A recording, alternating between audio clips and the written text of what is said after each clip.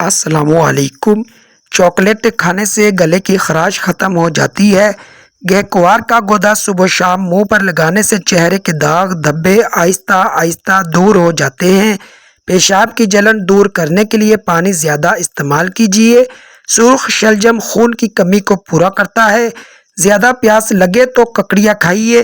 پیاس کسی صورت نہ بجھے تو دودھ کی کچی لسی بنا کر 2-3 گلاس پیئیں، پیاس ختم ہو جائے گی۔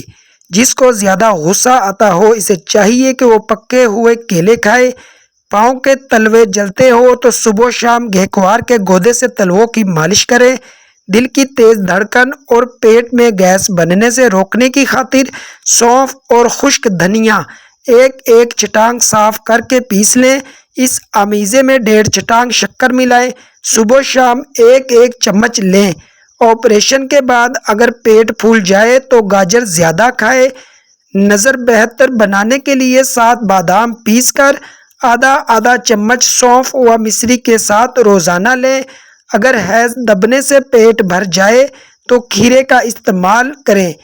بچوں میں پیٹ کے کیڑوں سے نجات کے لیے کمیلا کا 3 گرام سفوف صبح شام دیں۔ تتر کی چربی کھاؤ گے تو گھوڑے کی طرح تمہارے اندر قوت آ جائے گی۔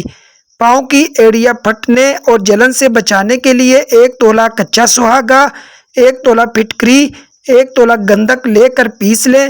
اس میں پیٹرولیم جیلی ملا کر رات کو سوتے وقت ایڑیوں پر لگائیں۔ چند دنوں میں افاقہ ہو جائے گا۔ بچے کی پیدائش کے بعد پیٹ لٹک جائے تو بند گوبھی کھانا شروع کر دیں۔ موٹاپا کم کرنے کے لیے پیسی کلونجی آدھا چمچ پانی میں ابال کر صبح نہار منہ اور شام کو لیں۔ 1 گلاس پانی میں کلونجی تیل کے 4-5 قطرے اور 1 لیموں کا رس ڈال کر صبح شام متواتر 1 ماہ استعمال کرنے سے موٹاپا کم کیا جا سکتا ہے۔ ہلتے ہوئے دانت پر ادرک لگا دو، ہلتا ہوا دانت دوبارہ مضبوط ہو جائے گا۔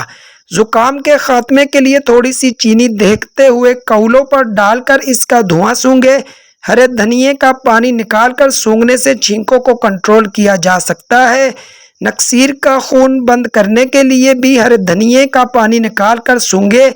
دودھ پینے سے پہلے 1 گھونٹ نمکین پانی پی لو، جگر خون زیادہ بنانا شروع کر دے گا۔ صبح سویرے پیدل چلنے سے ٹانگیں، پٹھے، پھیپھڑے اور مکمل جسم مضبوط ہوتا ہے۔ چھوٹے بچوں میں پیشاب کی جلن دور کرنے کے لیے پانی میں پیاز کچل کر 60 گرام چینی ملا لیں۔ صبح شام 2 سے 3 چمچ یہ امیزہ پلائیں۔